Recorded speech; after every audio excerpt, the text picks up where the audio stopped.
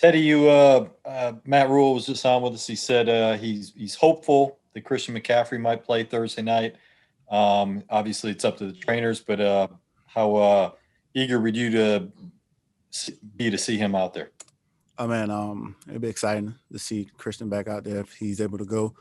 He's been working extremely hard. I know he's itching to get back out there. So, whenever he's out there, the guys will be excited. We've been watching him over the past couple of weeks, and we're excited that he's been making the progress that he's making. Let's go to Skylar Callahan for the next one. Hey, Teddy, it seemed like you and Curtis kind of got a good connection going yesterday. He caught all six of his targets. And just wanted to know, did you see any bit of a difference in the offense with him on the field versus with him off the field last week? Curtis is one of the key guys in his offense. He does a lot of things that help this offense go. So whenever he's out there, he's making plays. He's so consistent with everything he's doing. So, you notice a difference when he's out there.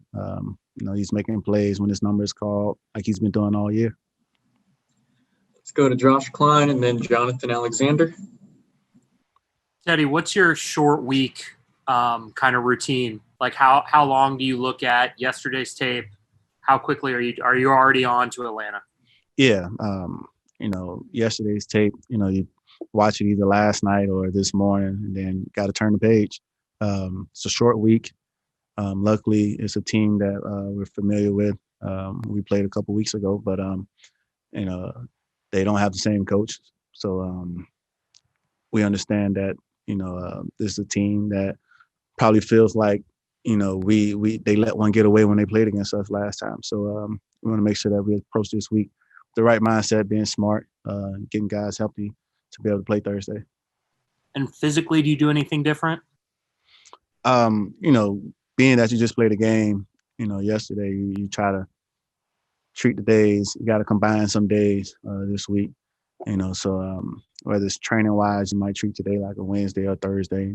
Different guys treat it different ways, but you definitely want to make sure that you're just feeling good come Thursday. We understand that, some guys are going to be banged up.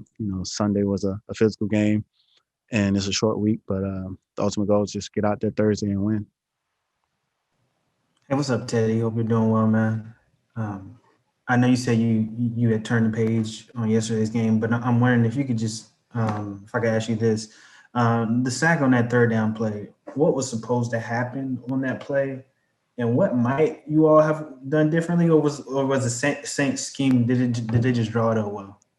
No, honestly, we called a great play. If you watch the tape, I think Curtis was, going to score a touchdown.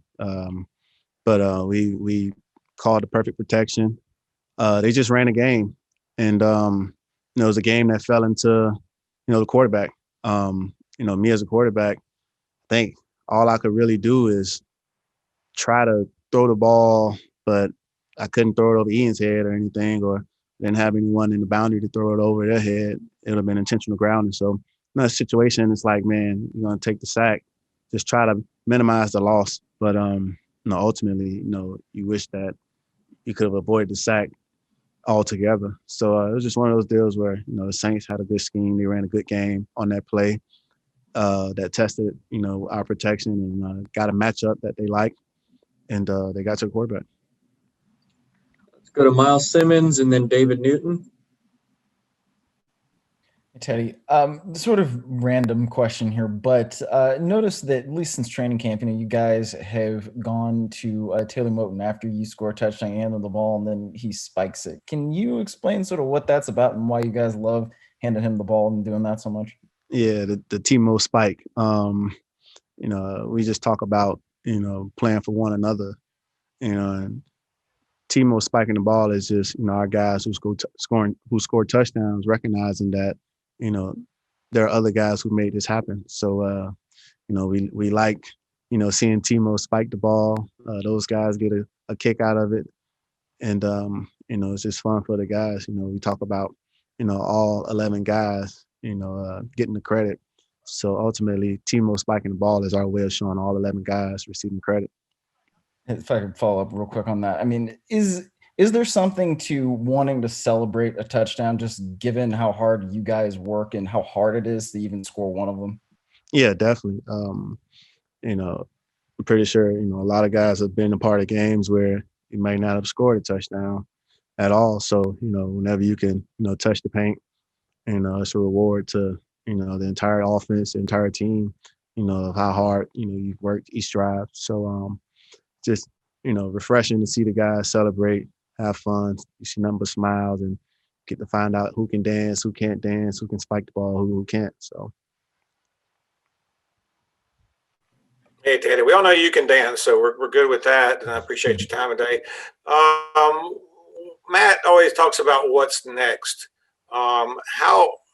What's that mean to you, and how does that help, particularly when you're coming off a tough loss in a short week? honestly, it speaks for itself. You can't dwell on yesterday especially with the short week. Usually you might have Monday to watch the film thoroughly.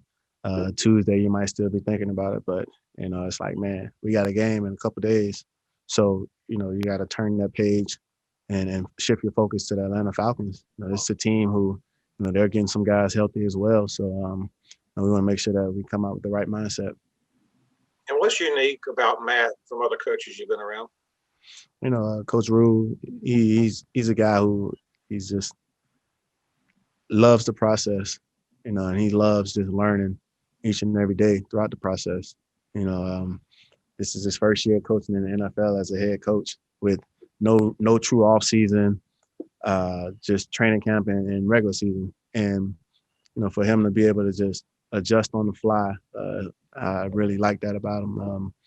He's taking care of his guys, but at the same time, he's being tough. He's laying a foundation in the process. And I think, it's good for the guys to have a coach like Coach Rule here. All right, guys, we only have time for 3 more, so let's go to Joe Person and then Sharon Thorslin, finish with Jason Huber. Eddie, understanding you want to flush it and whatnot, but how tough have these last 2 weeks been to kind of move on from, considering y'all had a shot in the fourth quarter and couldn't quite get it done? Honestly, you're forced to move on. It's just the nature of the season. You can't let 1 week lead into the next. But I can say, man, it's like, we have a good football team here. It's just we're so close to being a great football team, and the great football teams find a way to win those close games. And I think if you look at the last couple of games, we've had an opportunity as an offense, and honestly, all season we had an opportunity as an offense to finish on the field, and we've come up short. So in order to take that next step, we got to figure out what it is for us to make that jump. And honestly, at the end of the day, it's about us pointing the finger at ourselves and understanding that, we control our own destiny. We control the results of these games. Even if things may not go the way we want them to go for the first 3 quarters, if you look at the tape, in all of these games, we've had an opportunity to either put a team away or go down and score to tie the game, or go down and score to take the lead. And some of those games we've done it, some of those games we come up short. So I think if we could just take that next step and finish games, put teams away, we'll really be a great team. Do you take that personally too? Because no matter, obviously we all know it's a team game, but they always talk about the fourth quarter comebacks and so forth. It's really become a quarterback stat. Yeah, definitely we take it personal, but at the same time, we take it personal as an organization. We don't want to be, a team that's coming up short. We want to, change the narrative. We want to be the team that's, dominating for all 3 quarters and putting the game away in the fourth, or going down and win a game, in the fourth. So at the end of the day, we can't just talk about it though. We got to make sure when those opportunities present themselves on Sundays, like we got to really put it away and finish. So I can definitely say, man, the last 2 weeks have left a bad taste in our mouth, but at the same time, we can't dwell on it too long. All we can do is learn from it and try to be better moving forward. Let's go to Sharon and then Jason before we wrap it up. Hey, Teddy. The Falcons, as you know, I'm sure lost another heartbreaker yesterday. It seems like they've been dealing with this all season long. Does that make them even a more dangerous team coming in here on Thursday night? Yeah, definitely. Especially with them being a divisional opponent. They know us. and we know them. So it's one of those deals where you watch their games, and it's games that they're close to winning. So that speaks volumes of them, that they're in these games. They may have a lead or they may be playing from behind, but it's a team that won't quit. They won't go away. So I understand that it's going to take all 4 quarters to win this game. Teddy, on Falcons, how much, I mean, with as much as you've been able to see so far, has their defense kind of changed in these last 3 weeks? They got healthy, and it seems like, their defense has started playing better. What's different about them that you've seen so far? Honestly, it's just a team that plays well together. Like you say, they've gotten healthy. From the last time we played them, they've been doing some things well. They've been getting to the quarterback. They've been forcing turnovers. So, we want to make sure that, going into this game Thursday, we make sure that there's an emphasis on protecting the quarterback, protecting the football. If we do those things well, we can rush the football against these guys, and we'll put ourselves in position to win.